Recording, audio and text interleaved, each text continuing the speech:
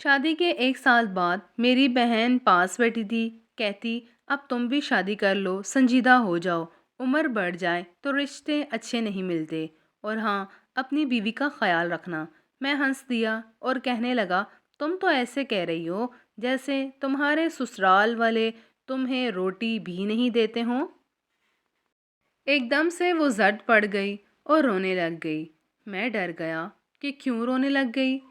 پوچھا تو کہنے لگی، وہ مجھے روٹی نہیں دیتے۔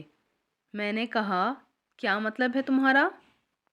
کہتی، بھائی جب شوہر سسرال کے پاس کچھ دن کے لیے چھوڑ جائے، مجھ پر زندگی تنگ ہو جاتی ہے۔ سارے کام کرتی ہوں، سب کے کپڑے استری کر کے دیتی ہوں، ایک وقت کا کھانا صرف 5 کلو کا سالن بنانا ہوتا ہے، پھر 3 درجن تک روٹیاں۔ جیٹھانی نے کبھی ہاتھ تک نہیں بٹایا، یہ بھی نہیں سوچا میں مہمان ہوں۔ جو ٹکڑے بچتے ان کو پانی میں ڈبو کر میں کھا لیتی ہوں، کیونکہ سالن یا تو ختم ہو جاتا ہے یا پھر جیٹھانی فریج میں رکھ کر اسے تالا لگا دیتی ہے۔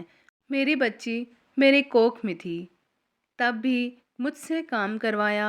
ڈلیوری کے بعد جب شوہر مل کر چلے گئے تو بھی کام پر لگا دیا۔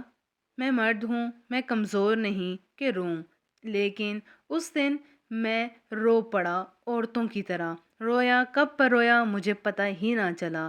کہنے لگی، بھائی میں آپ لوگوں کو نہیں بتانا چاہتی تھی، میں دکھ نہیں دینا چاہتی تھی، نہ شوہر کو ایسے اس کے گھر والوں سے بدظن کرنا چاہتی ہوں۔